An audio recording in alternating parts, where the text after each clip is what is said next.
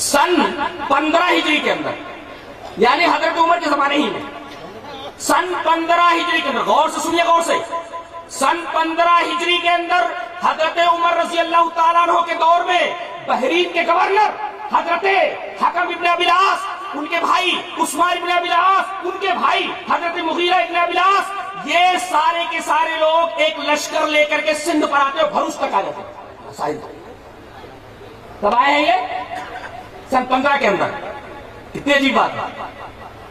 یعنی نبی کریم صلی اللہ علیہ وسلم کو ابھی دنیا سے گئے ہوئے چند ہی سال ہوئے کہ اسلام یہاں آ گیا. کب؟ سن 15 کے اندر. اسلام کون لایا پہلے؟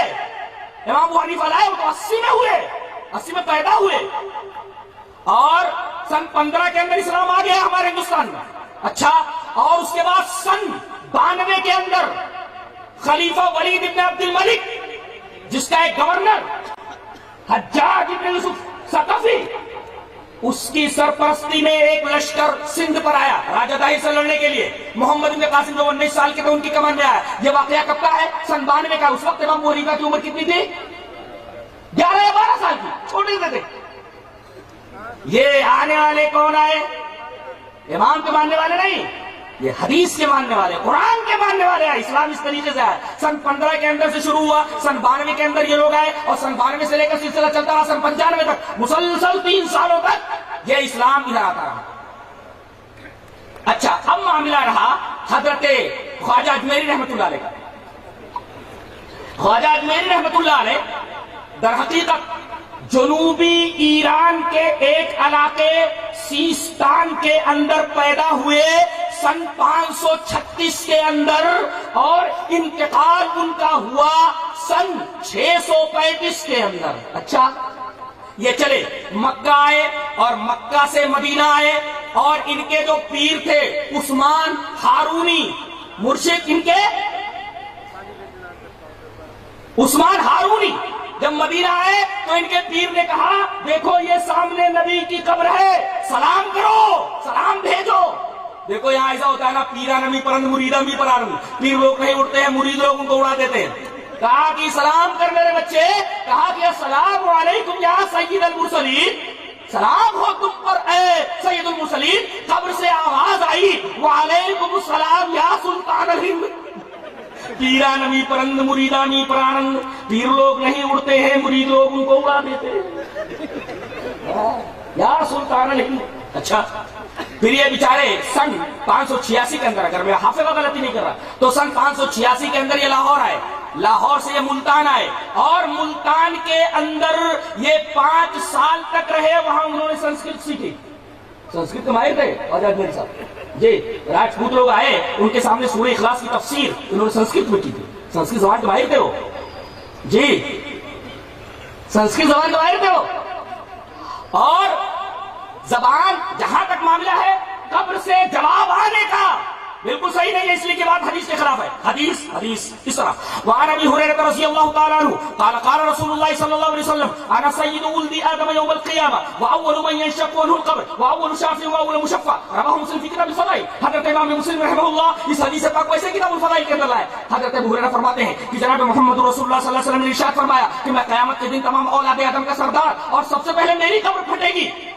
اس کا مطلب قیامت سے پہلے، سورہ اسرافیل سے پہلے آپ کی قبر پھٹے گی ہی نہیں، اور جب قبر پھٹے گی ہی نہیں تو جواب باہر آنے کا سوال ہی پیدا نہیں ہوتا. لہذا حدیث پاک سے ثابت ہوا کہ یہ کہانی بنا لی گئی ہے. پیرا نمی پرند مریدہ نمی پرند. پیر لوگ نہیں اڑتے ہیں، مرید لوگ ان کو اڑا دیتے ہیں. اور غزنی آئے. غزنی میں بتایا جاتا ہے کہ ان کو خواب دکھایا گیا. نبی کریم صلی اللہ علیہ وسلم خواب میں آئے. یہ بھی بالکل جھوٹی بات ہے، غلط بات ہے. تو کہا گیا کہ آپ ہندوستان جائیے. آپ ہندوستان آئے، دلی آئے. اس وقت پرتھوی راج جو ہے یہاں کا حکمراں تھا، اس سے ملاقات کی، اور انہوں نے اجمیر کو اپنی دعوت و تبلیغ کا مرکز بنایا، اور آج وہی وہ آسودہ خاک ہے. انہوں نے یہ نہیں کہا تھا کہ میرے مرنے کے بعد میری قبر پکی بنا لینا اور میری پوجا کرنا. جی، اگر وہ راجپوتوں کو ان کے دربار میں ان کے پاس آتے ہیں وہ تو سورہ اخلاص کی تفسیر کرتے ہیں. وہ سورہ اخلاص پوری کی پوری توحید کے اوپر ہے. سورہ اخلاص کی تفسیر وہ سنسکرت کے اندر بیان کرتے ہیں. وہ کیسے کہہ سکتے کہ میرے مرنے کے بعد تو مجھے کارساز بنا لینا اور مجھے مشکل کشا مان لینا، مجھ سے درخواست کرنا، میری بگڑی بنا دینا؟ یہ کیسے سکتا؟ جو بات انہوں نے کہی ہے تو کب آئے ہیں یہ 586 میں تو یہ ملتان گئے ہیں لاہور سے. اچھا اور ملتان 5 سال ہے تو 86 کے اندر 5 سال اور بڑھا دیجیے, یہی کوئی 592 وغیرہ کے اندر وہ ہندوستان آئے.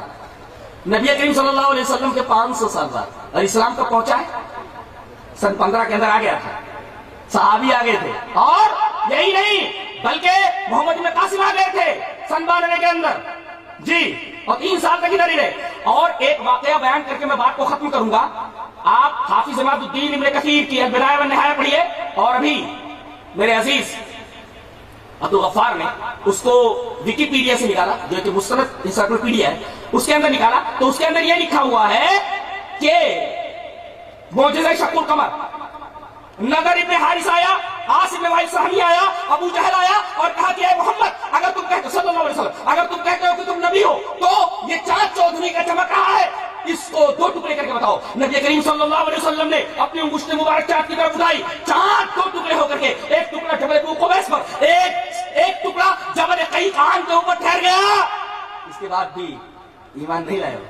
حقیقت یہ ہے کہ اگر آدمی حق کو قبول نہ کرنے کا فیصلہ کر چکا ہو تو آسمان سے اگر فرشتوں کو اترتا وہ دیکھ لیا, مردے اس سے بات کرنے لگے, وہ ایمان نہیں لاتا. بولے وہ نزل نہیں ہوتا. اگر آدمی حق کو نہ قبول کرنے کا ذہنی فیصلہ کر چکا ہو تو اگر وہ آسمان سے فرشتوں کو اترتا ہوا دیکھ لے یا مردے اس سے بات کرنے لگے تو وہ ایمان نہیں لاتا. ایمان نہیں لاتا جی. تو جب یہ چاند 2 ٹکڑے ہوا جی, اس وقت کیرالہ میں ایک جگہ کا نام ہے کوڈنگلور, نا کوڈنگلر, ایسا کچھ نام, کوڈنگلر نام اس کا. وہاں ایک راجا تھا چیرامن پیرومل جی, اور ان کے خاندان کے ابھی ایک صاحب موجود ہیں, ان کی تصویر بھی موجود ہے انٹرنیٹ کے اوپر, دیکھ لیجیے آپ, وہ بھی مسلمان ہو چکے تھے, وہ اسی خاندان کے ہیں, اور اس مسجد کی تولیت انہی کے ہاتھ میں جی. تو یہ راجا اپنی بیوی کے ساتھ, ماں زوجتے ہی اپنی بیوی کے ساتھ یہ محل کی چھت کے اوپر گھوم رہا تھا. اچانک اس کی نگاہ گئی آسمان کے اوپر, دیکھا کہ چاند 2 ٹکڑے ہو کر ادھر ادھر ہو گیا. بڑا حیرت زدہ ہوا, اور پھر اس نے تفتیش کی, پتا چلا کہ ایک نبی مکہ کے اندر ظاہر ہوئے اور اپنے آپ کو اللہ کا نبی کہتے ہیں. فوراً صاف مکہ کی طرف سفر کیا, وہ آئے, ایمان لائے. نبی کریم صلی اللہ علیہ وسلم نے ان کا نام عبد الرحمن رکھا. واپس جب ہوئے عدن کے مقام پر, عدن کی بندرگاہ کے اوپر بیمار ہوئے, اور انتقال کرنے سے پہلے ان کے ساتھ جو ایک صحابی تھے جن کا نام مالک ابن دینار ہے, مالک ابن دینار کی قبر یہ منگلور کے کہیں آس پاس ان کی قبر موجود ہے, وہ ان کو بھیجا اور کہا کہ میری قوم کے پاس میرا یہ خط لے کر کے جاؤ. دیکھیے یہ بات کب کی ہے, جب نبی کریم صلی اللہ علیہ وسلم ابھی مکہ میں ہے, ابھی مدینہ نہیں آئے. اسی وقت یہ آدمی مکہ پہنچ گیا, اور وہاں سے ایک صحابی ادھر آتے ہیں, اور اس طرح نبی کریم صلی اللہ علیہ وسلم کے مکی دور ہی میں اسلام یہاں آ گیا کیرالہ کے. اس سے اس مسجد کا نام ہے مسجد مالک, اور اس مسجد کا نام ہے مسجد چیرامن. یہ مسجد کا نام ہے مسجد چیرامن پیرومل.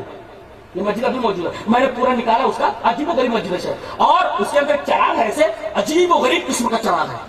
یہ بتاتے ہیں کہ اسی دن اس کی بنیاد سمجھو اس کے ذہن میں ہو گئی. سن 6 کے بعد یہ مسجد کیرالہ میں بنائی گئی. اب یہ کہنا کہ انگریزوں کے زمانے سے پہلے اہل حدیث اپنی مسجد بتائیں, ہم پوچھتے کہ سن 80 سے پہلے کس کی مسجد ہے؟ آپ جواب دو, اہل حدیث کے پاس تو جواب پہلے سے تیار ہے قرآن و حدیث کی روشنی میں. تو حضرت خواجہ اجمیری آئے ہیں تقریباً 592 کے اندر, اس سے پہلے اسلام یہاں آ چکا ہے. لہٰذا یہ کہنا کہ انہوں نے ہی سب سے پہلے آ کر کے اسلام پھیلا ہے, یہ بات پائے تحقیق کو نہیں پہنچتی. بتایا چلا کہ سب سے پہلے کتاب و سنت کی شعاع, کتاب و سنت کی روشنی یہاں آئی ہے.